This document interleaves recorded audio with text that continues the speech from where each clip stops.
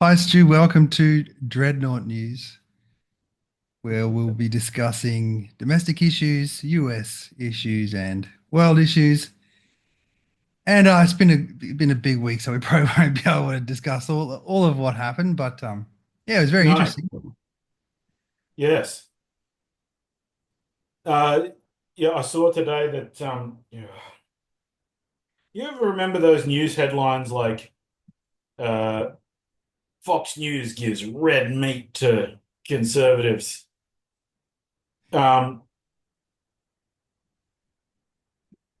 Jim Chalmers was saying today, like he hasn't ruled out tariffing the USA back if Trump targets Australia, and like I actually snorted in the office when I was like, "Yeah, yeah." What, what are you? What are? Sure, Yeah, sure, what are they Jimbo. importing? What are they? Are they importing of us from Australia? But no, the entire Well, left is in you mean complete. apart from all our computers and Facebook and Twitter and like, yeah, No, we sell to China. yeah, We don't sell to the United States. But the entire left is in complete meltdown. It's so glorious yeah. to see. I saw Nick McKim and like other Greens senators just flipping out and losing their mind. And good. They're bereft of ideas and they're in big trouble the next election. Actually, let's pull up the latest betting odds at Sportsbet. So 48th Parliament of Australia. The coalition at $1.57. They're almost unbackable. I mean, Labor at 250, given the nature of the how I think it's likely to be minority government. I think Labor's probably a bit closer in than $2.50, but yeah, I can't see them getting under $2, honestly. Let's see type of government formed. So the lowest odds is actually a Labor minority. That's interesting. Look at this. A minority government is much more likely. Are you there, Stu? Yeah. A minority government is much more likely than a majority government, either a Labor minority or a coalition minority. Well, that's interesting. I don't. How would coalition form minority government? Dai Li in Fowler and Bob Catter, I think, is their path. And if there's any other independents which aren't, you know, like completely crazy like the Teals are, and Wilkie will never, I Wilkie. think in a minority government situation, it's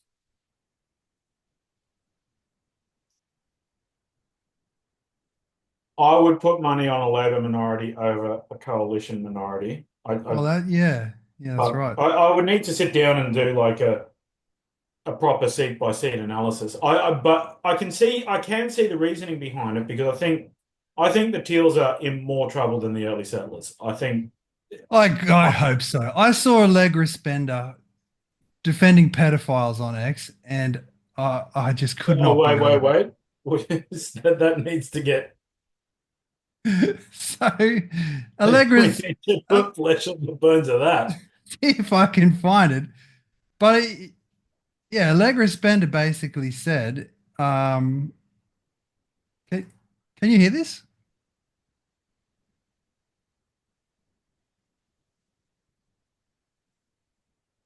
Whoa, wait on. I don't think I can hear it, but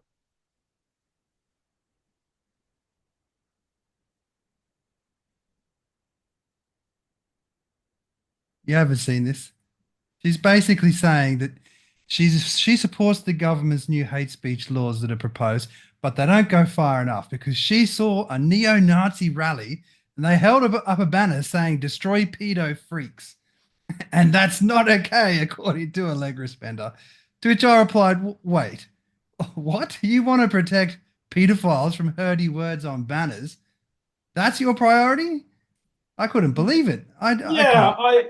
it's I really don't get that. It's very, very strange. And I mean, this is classic. this is the classic example, right? So neo-Nazis,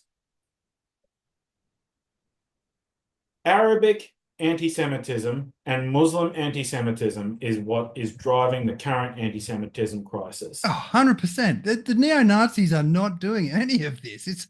Yeah, It's like ridiculous to all suggest so. 14 of them in Victoria turn up whenever Daniel Andrews is saying that it's a very bad thing to have Nazis, but for some reason they never get arrested. Uh, it- yeah, this And is to distract from who's actually doing the anti-Semitism. We know exactly who it is. We even know so the mosque that they're coming from. It's fucking Lakemba. Everyone knows it. For some reason, people won't say it out loud.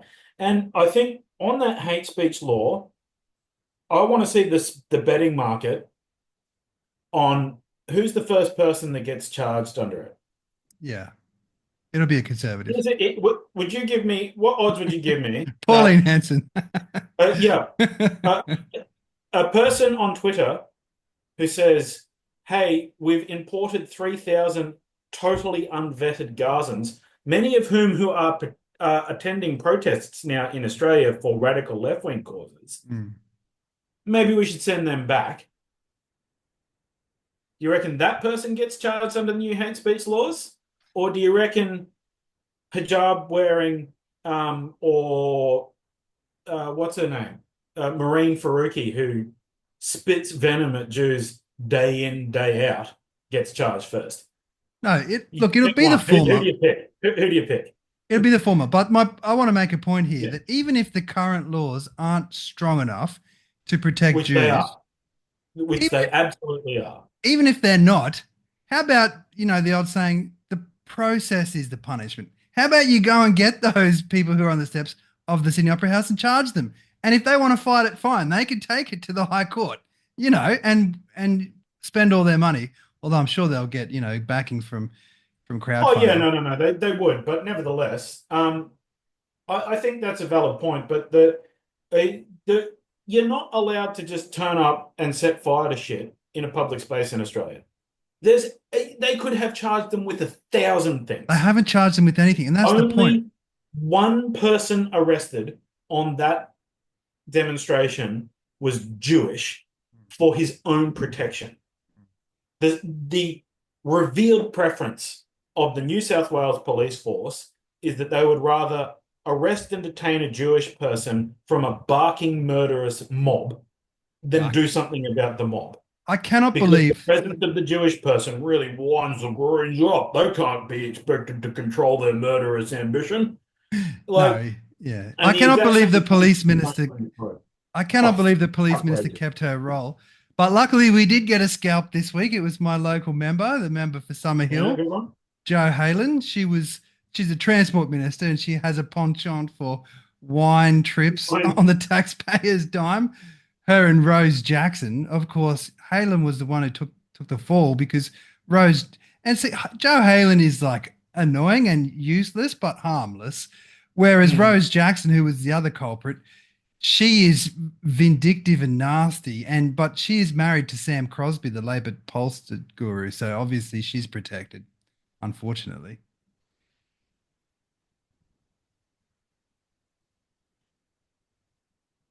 Yeah, but I mean, the point of that is that, like, in a housing crisis, and when there's a massive train driver strike causing absolute chaos, what are these frivolous bitches just going for a lark and spending tax? Like, they should be 24/7 focusing on fixing these problems. That's their job. And instead, they're yeah, just frivolously having a lark. Oh, la di da, we'll go to the Hunter Valley for a wine trip. And there's another situation in Victoria where the new Victorian Treasurer, the staff have been told not to use economic terms to her because she doesn't understand them. Like, this is the in cal. in all fairness, I would. Jacqueline Symes she's my local member. She's absolutely not a an economic brainchild. Um, but look, I mean, let's not mince words. The treasurer is a political appointee, always has been, always will be. There is no avoiding that. Now we've been fortunate to have some very talented treasurers, such as Peter Costello or um, Peter Costello or Paul Keating. But Wayne Swan, really? Like I watched an interview with him where it became immediately obvious that he did not understand the concept of cost of capital during the global financial crisis. Mm. So, a crisis in cost of capital. He He was the did not worst. understand the concept. And he won the award for world's best treasurer, and he was the Yeah, worst. But I yeah, gotta say, Joe Hockey was not that much of an improvement. Like the exactly. And so the point that I'm getting at is that it is primarily a political role. And if you can have someone with some economic nous in the role, then so much the better. But you just have to live with the plonkers because that's the system we've got. So, I don't think so. I don't think that should be our system. I think we should have serious, sober-minded men in the role fixing things. I think we do. Not and we're going to talk about this later because I want to talk about the Black Hawk crash, which has been mm, I've been obsessed about it for the last week. But that women are wonderful at many things. In my opinion, Shari Markson is the best journalist in the world, and Sue oh, well. Chrysanthou is the best, the best defamation lawyer in the country. Oh, yeah, no, she is shit hot, so yeah. Yeah. And Natalie Winters is, she's just this like 21-year-old kid and she's changing the world. Literally, women are wonderful at many things, but flying helicopters is not one of them because their brain is wired differently, and we'll get into that later. But I also think maybe the role of treasurer is not appropriate. Maybe maybe I know. Look, look. I mean, the lady who runs, I cannot remember her name, the Reserve Bank. Michelle Bullock. She seems okay to me. She She seems does. to, So there's exceptions that and should prove the and rule. and There are, yeah. in her defense, she is up against unbelievable political pressure, and she has shown herself to have a pretty steely spine so Mm. far. Yeah. Like, So I, someone who proves themselves Albo would before have they're put slit into his own DI mother's positions. throat in that council flat. Albo would have slit his own mother's throat in that council flat for a rate cut 6 months ago. So let's not, you know what I mean? I would be unsurprised to find out that he is texting her like on an hourly basis. Where's my rate cut? I need a rate cut. I can't get back into power without a rate cut. I put you in there. Where's my rate cut? Like, Sure. If someone so proves I think, themselves, then that's fine, but they yeah. shouldn't be given special privileges before they've proven themselves. Well, yeah, that we totally agree. But I think in Victoria, what's really going on there is just the nature of Victorian politics, which is far left progressive idiocy. So she's just the head of an alliance, and Jacinta Allen needs her not to have a leadership spill before the election. Because like Jacinta Allen is She her will lose. popularity is sliding almost as rapidly as Albo's. Um, and in Now the some Vic ways, Libs have gotten I rid of almost feel Pizzuto. sorry for her because she's been handed the mother of all hospital passes.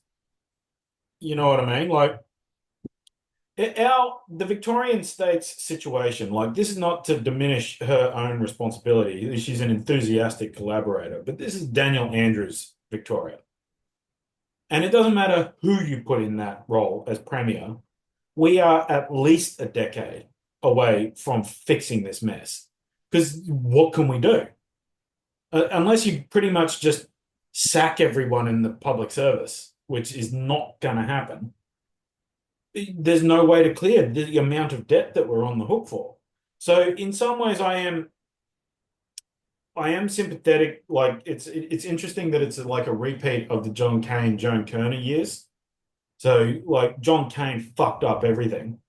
Joan Kerner comes to power. It's like, hey, here's a flaming turd. Why don't you carry this to the election, Joan? And of course, she gets mown down in the polls.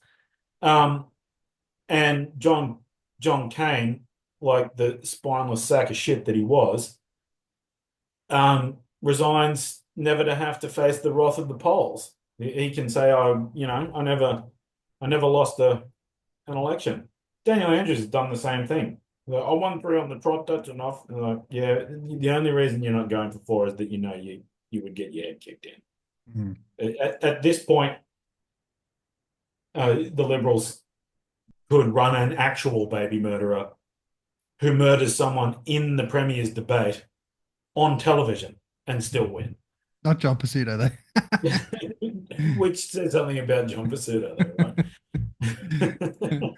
Well, yeah, Dan Andrews was a talented politician, but I mean, Albanese is not in the Oh same yeah, I league. mean, I don't was he though? I don't know about that. Like, I What did you see that video recording of the Albanese and Dan Andrews at a Two Rock mansion with all the Indians? I yeah, And it was yeah. very clear who was wearing the pants. Dan Andrews was wearing the pants, and Oh yeah, of Albanese was course. like, "Oh Yeah, yeah, yeah, yeah. mate, oh you," he was just a fucking out of it. So, Yeah. Oh yeah, look, Daniel Andrews, I'm not convinced that he was a particularly good politician. I and my case for this is were he to he could get himself elected to federal parliament pretty easily down here. If he was to run for the seat that overlaps with the Mulgrave seat, I don't know which one that is, but it's down on the southeastern side of Melbourne. So his seat is Melbourne, I think. Um, so it could be Goldstein. Um, but if he were to run for that, he could probably win it. Uh, but I'm telling you now, it would be an electoral disaster zone if he was to run for PM for the Labor Party.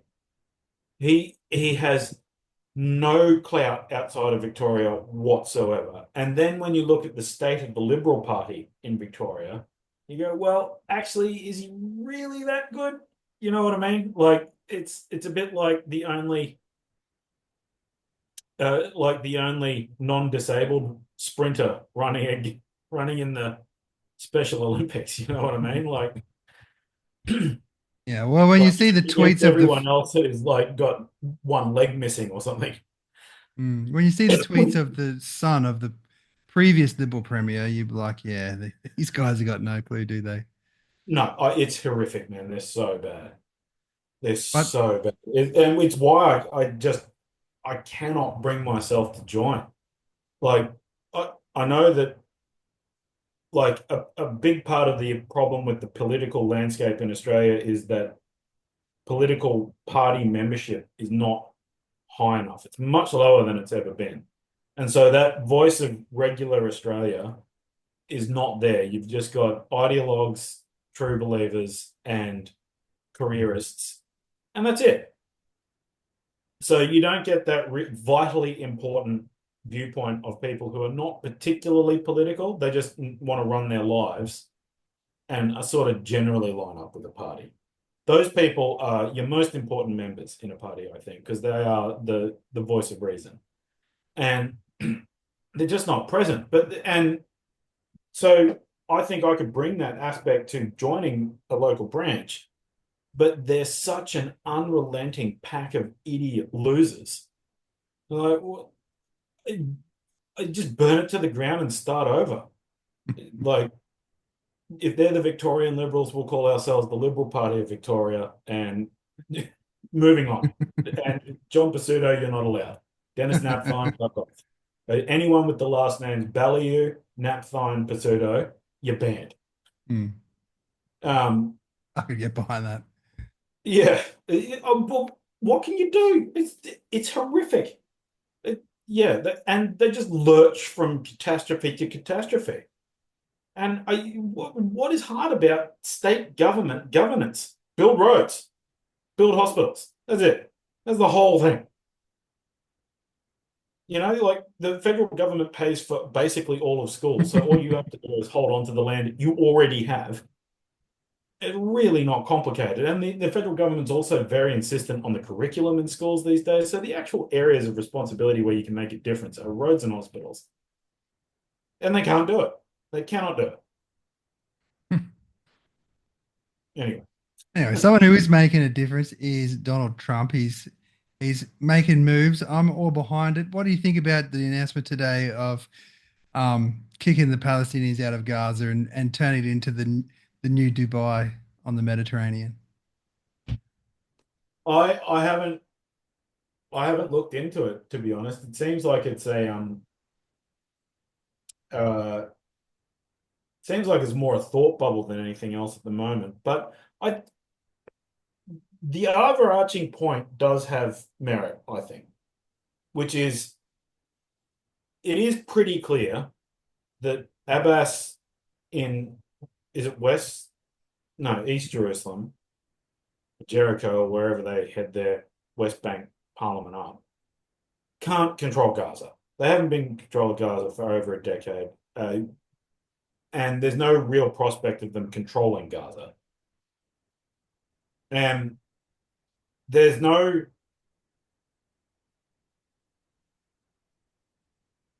I don't think anybody sane can live with. We're going to go back to Hamas running Gaza because we know what that is. Um, so on that front, I think there's probably a pretty good idea there. I mean, as he pointed out himself, it just keeps happening. Mm, So we're yeah, going to do something different this time yeah. because we've been doing this over and over and over, and the same thing keeps happening. So we're not going to do the same thing again. So And not negotiable is removing Hamas from controlling controlling Gaza.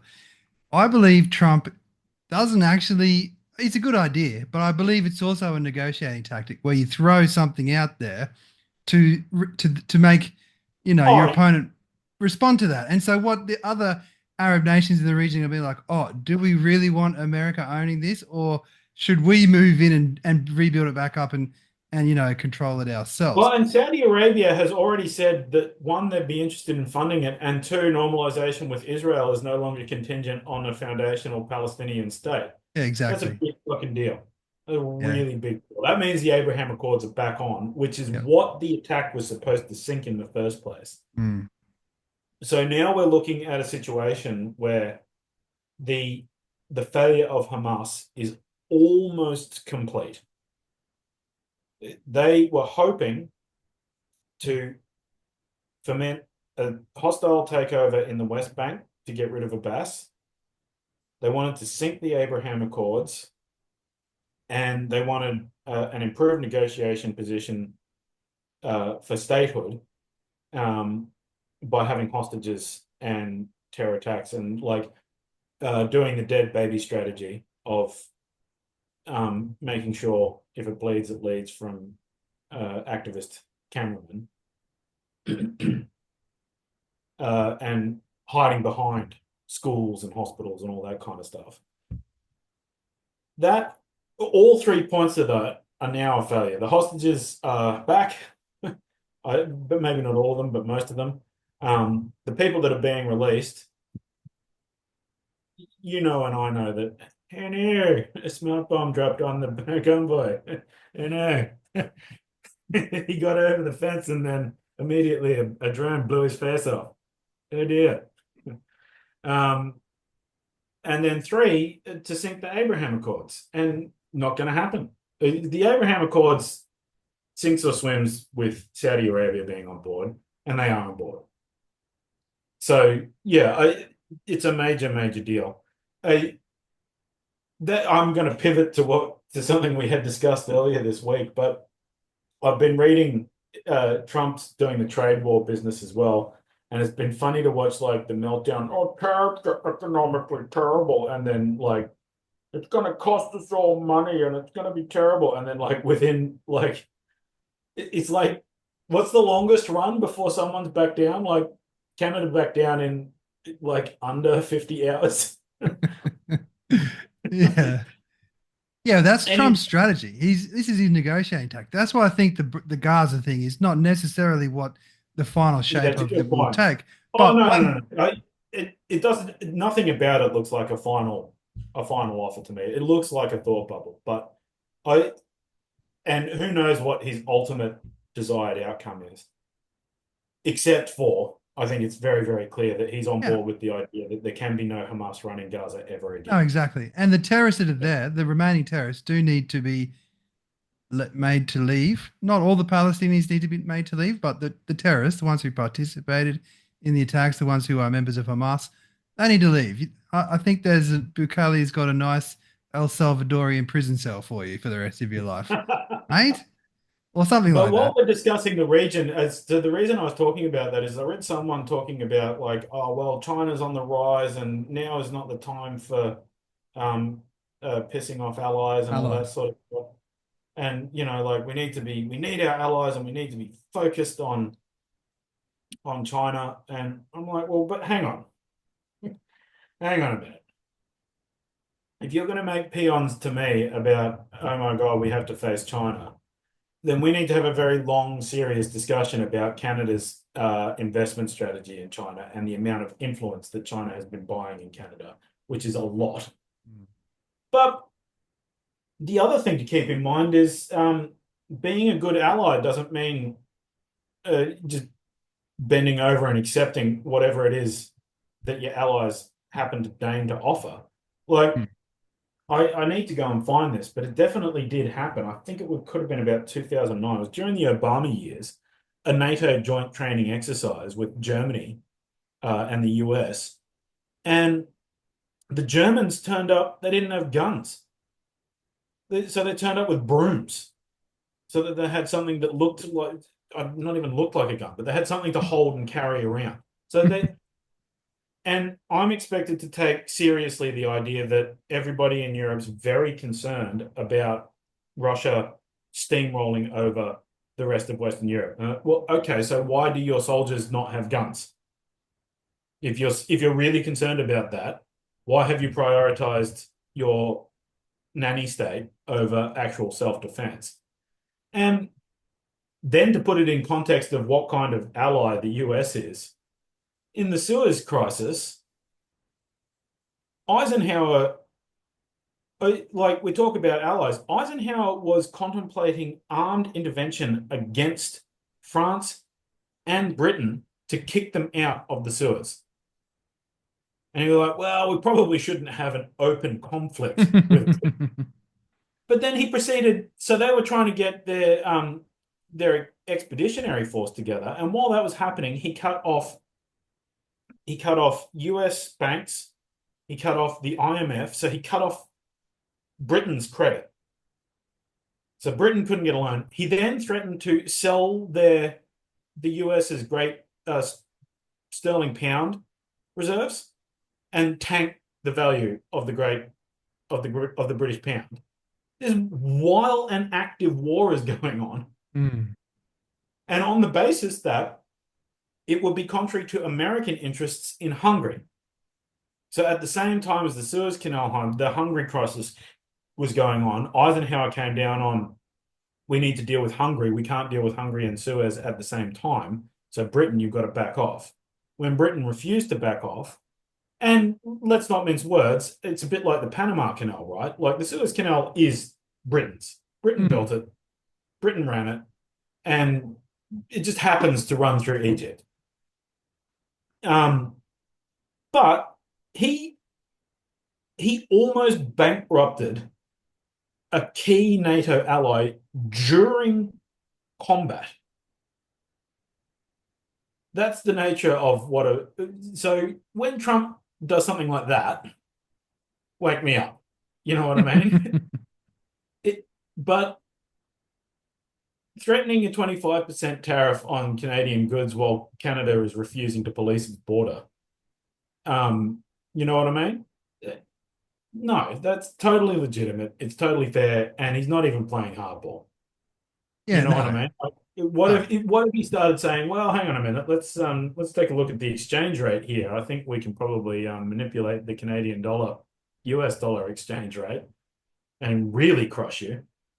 Like the fact is that they've got unbelievable economic powers because of reserve currency status and the size of their economy. Mm. But yeah, I this idea that Trump's being a bad ally for these frankly tepid trade wars.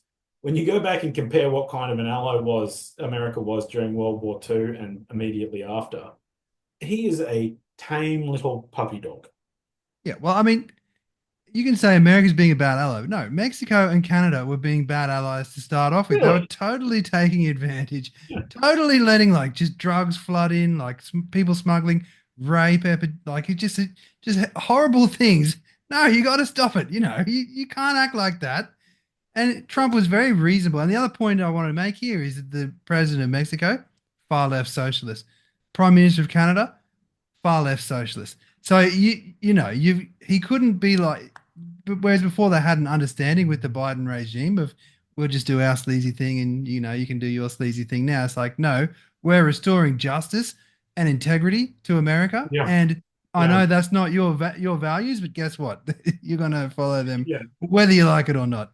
And that's what yeah, and that goes back to what Jim Chalmers was saying. Like Jim Chalmers, Albanese, again, they're just far left. Starmer as well. If Australia knows what's good for it, it will elect a conservative government in the next election because Trump is not going to go easy on left wing socialists because of my international rules based order. Like you which, know, yeah, he could not more clearly have stated he doesn't believe in it. And like he's pulling out of things left, right, and center in the rules-based international order. And I don't recall if this happened or not. He's either done it or is floating pulling out of the UNHCR. oh I think he's done it. oh good, Um, that's beautiful. Shutting down yeah, USA really stirred up the viper's nest. Good, good. yeah. That's I well, and look, I mean, USA is the left-wing patronage network. So that was it always is, going to cause and shit this is fight. what I And I'm said to glad you. that it like I'm glad that he picked that hornet's nest up and chucked it first thing. This is what I said to you previously. If a coalition government comes in, I don't want 1 cent to leftists, except for the dole. I'm happy for leftists to get the dole, but that's it. No, seriously, no Oh funding no, I agree for with you. The grant universities, system needs a root and branch review and they need to be torn up. not 1 cent. You either be apolitical or, if you Yeah, center. that I cannot remember the name of it. Is it the Barossa gas project that um was happening off Northern Territory? So I can't remember the name of it's like Eco Lawyers or something like that. They fabricated. They fabricated a traditional owner story about like giant turtles or something. Same thing happened to the Regis gold mine as well. Yeah, And it, they totally made it up, but it was all paid for by our tax dollars. yep, yep. So Unbelievable. like, We're paying like taxes to impoverish our own nation and prevent development. yeah, if that twerp Cannon Brooks wants to spend his own money, um, defrauding Aboriginal people, by all means. Um, and he can live with the moral stain of using desperate people as props, but not my tax dollars. That's grossly offensive on multiple levels. That's money I have to give, and you used it to abuse uh, poor, desperate people, and you did it in a particularly gross way. You know what I mean? Like you tried to fabricate a traditional story of theirs. It's absolutely disgusting. And yeah, but that's and in the NGO world, the left-wing mind virus is absolutely rampant. Total Yeah, control. yeah. But Total control. unfortunately, it's even rampant in the military. This will have to be our last topic. But I Mhm. used to be in the military and I saw this happen where if you had the attributes that they desired, you would be fast tracked to all this, as quick as you can through the ranks and all the special privileges and all the special, regardless of your ability. And this is what happened with the Black Hawk crash into an airliner where some female pilot, because they wanted equal representation between males and females. She was a lesbian as well, extra bonus points for that. And she was a far left wing activist as well. She just got all the You know privileges. that last part? Rebecca Lobach was an activist. Her parents eulogized her in the press as being like a leftist activist. So Really? I have yeah, not seen that. yeah, Yeah, yeah. okay. I mean, it's sad what happened, but what about for the 66 other people that she killed with her incompetence? Yeah. And yeah, I mean, I've been hearing a lot of pilots saying, "Oh, it's super hard to fly a helicopter and all that sort of stuff." And Okay, I will have to defer to people who have actually flown them. I don't know what it's like to fly a Black Hawk with night vision goggles, but I am here to say she flew into a jet, a commercial passenger jet, on final approach to a runway. She didn't know what she was doing. She I, had no, I, she had I, I'm sorry if it's nearly impossible to avoid that situation flying helicopters, which I don't really believe. I don't accept I that don't either. it's super hard to avoid flying into the path of final approach. So my own history here is that I had to do compliance work for a power line company, and I had to design height restrictions for our power poles near an aerodrome. And it's very well defined. You can go to the CASA regulations. It's you create a plane around it at certain degrees for a certain amount of meters, and then so it's quite steep, and then it starts flattening and lengthening. And you've got to be under that plane Mm, out into three-dimensional space all mm. around the aerodrome. So I don't understand how a a helicopter can get into that flight path when that flight path is extremely well defined. And then they go on to say, well, helicopters are there all the time. Like, well, doesn't that make the point even more? Like, if they're there all the time, then the final approach route really must be well known, or otherwise we'd be seeing this all the time. Look, And I we're not. understand. I understand exactly how it happens, Stu, because I saw it when I was in the Navy as well. This person had attributes which the recruiters wanted, not Mm, not abilities. Attributes, not abilities. Okay, and mm. she was fast tracked through flight school, which she just winged it. She was subpar, but the instructors just passed it anyway because they understood this is what the military is prioritizing now. They want to get equal representation. They want to prioritize DEI. So, we'll just give her enough chances. And even if she's not up to snuff, what's the worst that's going to happen?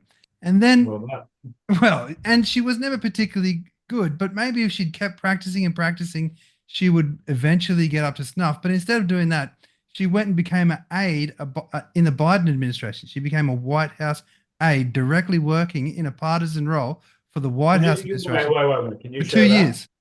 I can share it to you afterwards. Yeah, okay. I can, yeah. Let's put that down as a receipt for next week. Well, I'll show it to you. There was a Daily Mail article about it. Um, and there was, and then so for 2 years she was playing that game instead of practicing her skills. And then when Donald Trump comes back in, she gets kicked out of her role because she's a far left activist. And yeah, see, this is not a serious person. Okay. And where's the picture of her? There's a picture of her in the Oval Office. No, Yeah, not right. on this one. Anyway, I'll find it to you and show you afterwards. But It, because Trump said and Hegseth said no more DEI in the military, she had to get recertified. Otherwise, she'd be out. So she had to prove, no, I actually am a pilot. I have to get recertified. So without having the ability and being too overconfident or, whatever, she just, as the ranking officer, she just grabs the stick, goes up, doesn't know what she's doing, and smashes into a plane, and 66 people are dead. So I'll show you that picture. I'm very sad about it, but that's why DI has to stop. yeah, yeah. Look, I don't have any disagreement with that. I suppose I have not been following it that closely, so I haven't seen what the investigation is saying. Because I understand that there are problems with the air traffic control tower as well. Mm. To me, it is They were like, understaffed. They were understaffed, which is, yeah, not but ideal either.